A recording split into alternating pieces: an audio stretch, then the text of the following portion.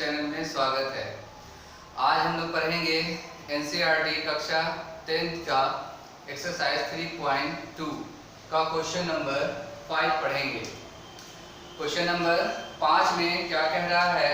Question number 5 है, एक आयताकार बाग जिसकी लंबाई चौड़ाई से 4 मीटर अधिक है का अर्ध परिमाप 36 मीटर है, बाग की विमाएं ज्ञात कीजिए। क्वेश्चन में कह रहा है कि आयताकार बाग है और इस बाग की लंबाई चौड़ाई से 4 मीटर अधिक है और साथ साथ क्वेश्चन में कह रहा है कि अर्ध परिमाप कितना है? 36 मीटर। तो आपको पता होगा कि आयत का परिमाप का फॉर्मूला क्या होता है। आयत का परिमाप का जो फॉर्मूला होता है वो होता है लंबाई 2 इंटू अंडर ब्रैकेट लंबाई प्लस चौड़ाई होता है। तो यहाँ पर आपको दे रखा है अर्ध परिमाप और लंबाई जो है वो चौड़ाई से 4 मीटर अधिक है, इसकी विमाएं ज्ञात करना है। तो विमाएं ज्ञात करना है, इसका मतलब ये हुआ कि आपको भुजा ज्ञात करना है, मीन्स लंबाई और चौड़ाई ज्ञात करनी है। कैसे आप बनाएंगे? तो हम मान लेते हैं, सबसे पहले यहाँ पर हम लिखेंगे माना। क्या मानेंगे? लंबाई मान लेते हैं हम लोग कि लंबाई मान लेते हैं क्या? x और चौड़ाई क्या मान लेते हैं? y मान लेते हैं। लंबाई आपने मान लिया क्या? x, चौड़ाई मान लिया। क्वेश्चन में क्या कह रहा है कि लंबाई चौड़ाई से 4 मीटर अधिक है। लंबाई चौड़ाई से 4 मीटर अधिक है। लंबाई कौन है? x। ये चौड़ाई से 4 मीटर ज्यादा, किससे? चौड़ाई से। तो चौड़ाई क्या है? y से 4 मीटर ज्यादा होगा। तो यहाँ पर आप लिख लेंगे, इसको इस तरफ लाएंगे, x minus y equal to कितना हो जाएगा? 4। इसको मान लेंगे आप इक्वेशन फर्स्ट। समीकरण 1 बन गया। अब क्वेश्चन में देखिए कह रहा है कि अर्ध परिमाप, क्या कह रहा है? अर्ध परिमाप 36 है। सबसे पहले तो आपको पता होना चाहिए कि परिमाप क्या होता है इसका। तो आयत का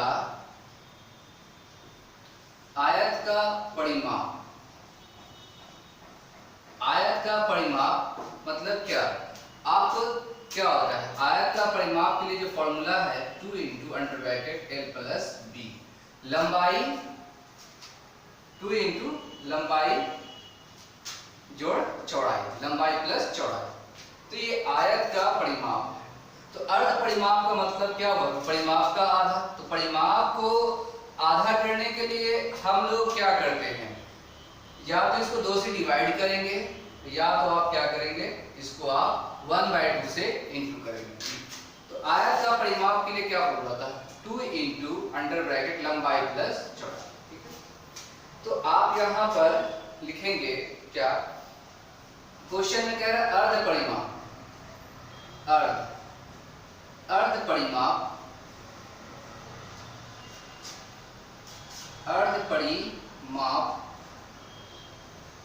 परिमाप 36 है। तो अर्ध परिमाप का मतलब क्या हुआ कि पहले से जो आपके पास परिमाप है उसका आधा होगा। तो हम लोग यहाँ पे लिख सकते हैं 1/2 इंटू ये 2 इंटू ये परिमाप जो है ना, इसको आप l प्लस b बराबर 36। यहाँ से 2 कैंसिल। लंबाई कितना है? x, चौड़ाई कितना है? y। यहाँ पे आप लिख सकते हैं x plus y equal to 36। इसको आप मान लीजिए समीकरण 2। ये इक्वेशन 2 हो गया। अब आपके पास यहाँ पर इक्वेशन 1 और यहाँ पर इक्वेशन 2। अब हम लोग इस दोनों को हल कर लेंगे। इसको हल करने के 2 विधि है। एक विधि है विलोपन विधि और एक है प्रतिस्थापन विधि। आप जिससे चाहे हल कर लें। x minus y equal to कितना है? यहाँ पर 4 और फिर यहाँ पर क्या है? x plus y equal to कितना है? 36। अब आप देखिए प्लस है और ये माइनस है, प्लस माइनस कैंसिल, x जुड़ जाएगा, क्या होगा? 2x और इस दोनों को आप जोड़ देंगे, कितना होगा? 40। तो x इक्वल टू हो गया 40 बटा में क्या आया? 2। यहाँ से ये कैंसिल 20 बार में, तो x इक्वल टू हमारे पास आया 20। इक्वल टू 20 आ चुका है। ये क्या है? लंबाई। अब हमको चौड़ाई भी निकालना है। तो ये x का मान कहीं भी हम रख सकते हैं, समीकरण 1 में भी रख सकते हैं, समीकरण 2 में भी रख सकते हैं। आप यहाँ पर लिखेंगे x का मान समीकरण 1 में रखने पर, समीकरण 1 में रखने पर, तो समीकरण 1 में रख लिया, 2 में हम रख देते हैं, यहाँ पर 2 में रख दिया। तो 2 क्या है यहाँ पर? x plus y equal to 36 है। तो x कितना है यहाँ पर?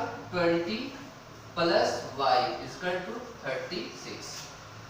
यहाँ सॉल्व होगा, क्या आएगा? उसको सॉल्व करो आगे। Next y equal to 36 minus ये 20 इस तरफ आएगा, तो y इक्वल टू कितना होगा? इसमें से घटा देंगे तो 16। तो मतलब आपके पास लंबाई आ चुका है, लंबाई इक्वल टू है 20 मीटर और चौड़ाई इक्वल टू कितना हो गया आपके पास? चौड़ाई इक्वल टू कितना आया? 60 मीटर। ये हमारा आंसर। आप इसे नोट कर लें।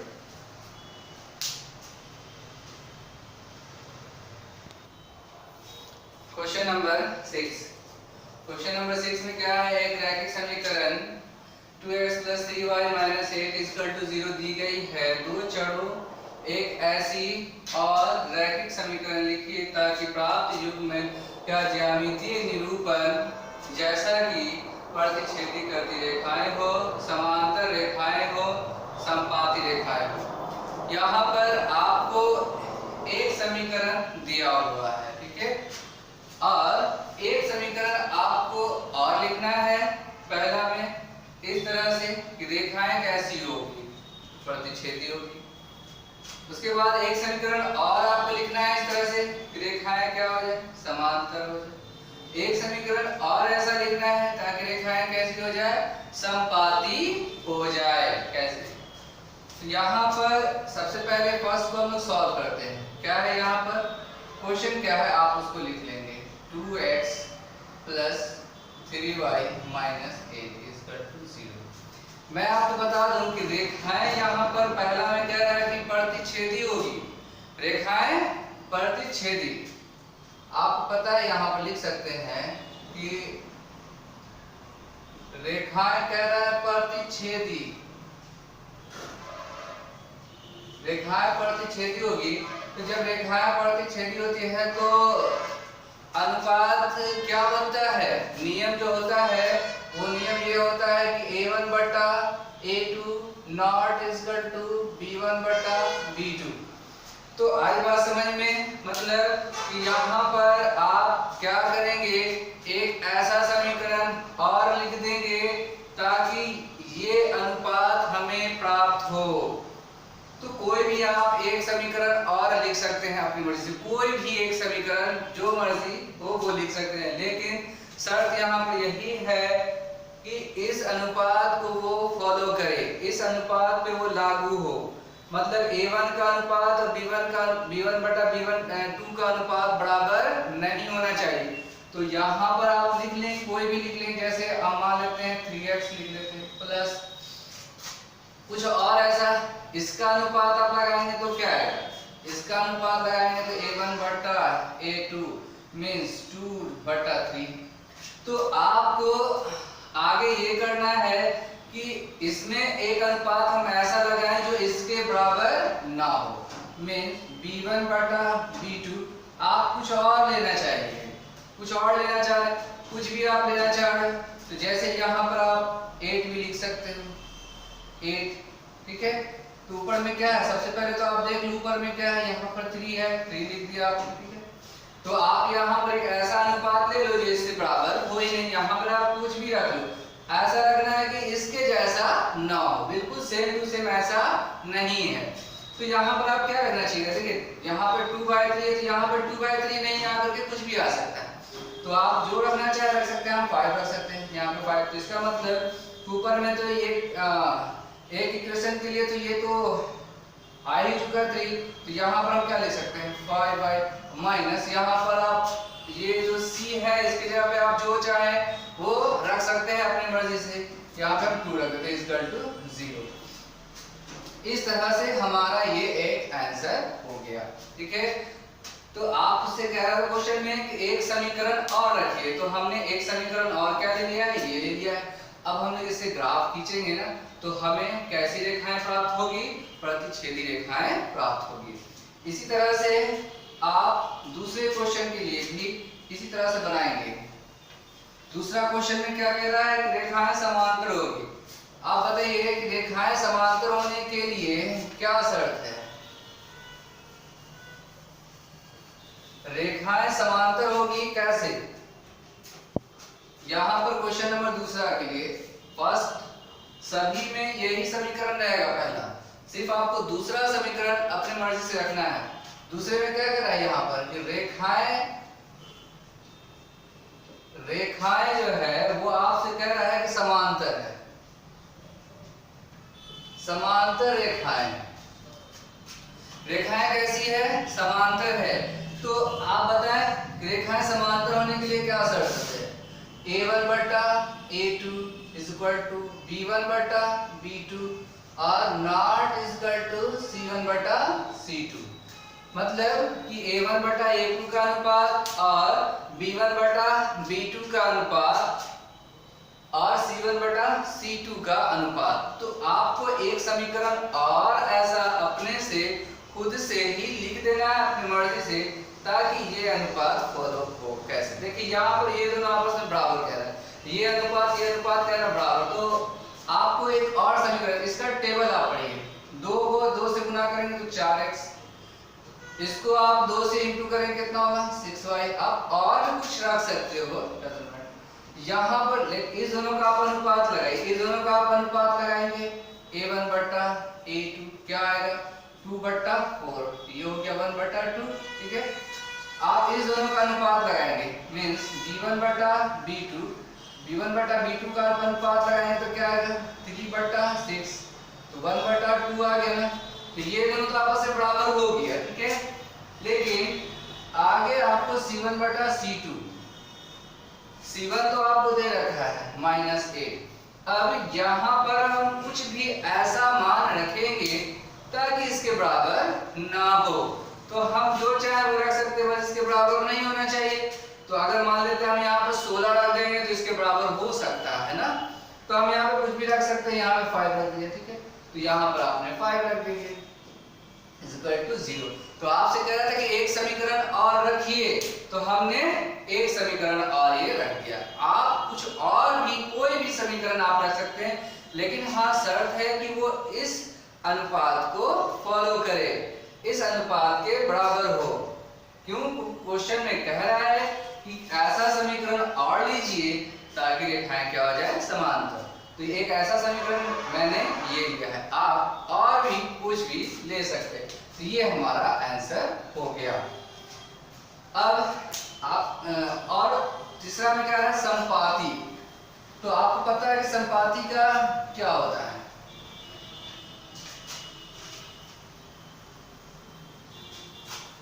संपाती रेखाएं संपाती होगी, उसके लिए क्या है कह रहा क्वेश्चन में कि रेखाएं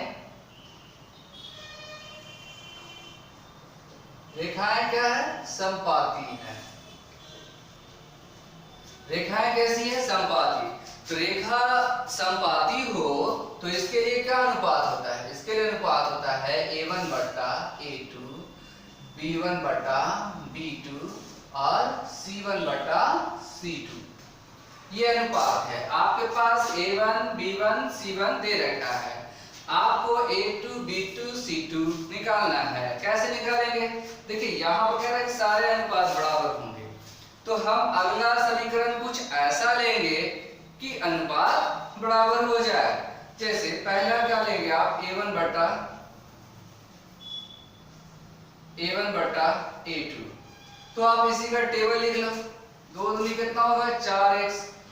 ठीक है, और यहाँ प्लस इसका भी पार्ट टेबल लिख लो, 2 से मल्टीप्लाई करो 6y। आप 3 से मल्टीप्लाई करके लिख सकते हो। कुछ ऐसा लिखना है कि रेशियो बराबर आना चाहिए। तो ज्यादातर रेशियो बराबर के लिए आप कोशिश करो 2 से मल्टीप्लाई करने। इसको 2 से मल्टीप्लाई करो 16 बराबर 0। अब देखो यहाँ पर ये क्या हो जाएगा 2/4 कितना आ गया 1/2 1/2 आया। अब है b1/b2 तो कितना है यहाँ पर 3/6 तो 1/2 ठीक है। अब आप यहाँ पर और देखो c1/c2 c1/c2 क्या होगा यहाँ पर -8 -16 क्या होगा 1/2। तो आप देखिए कि सारे अनुपात क्या हो गए बराबर हो गए, मतलब हम ये समीकरण ले सकते हैं। आप और भी कुछ समीकरण ले सकते हैं।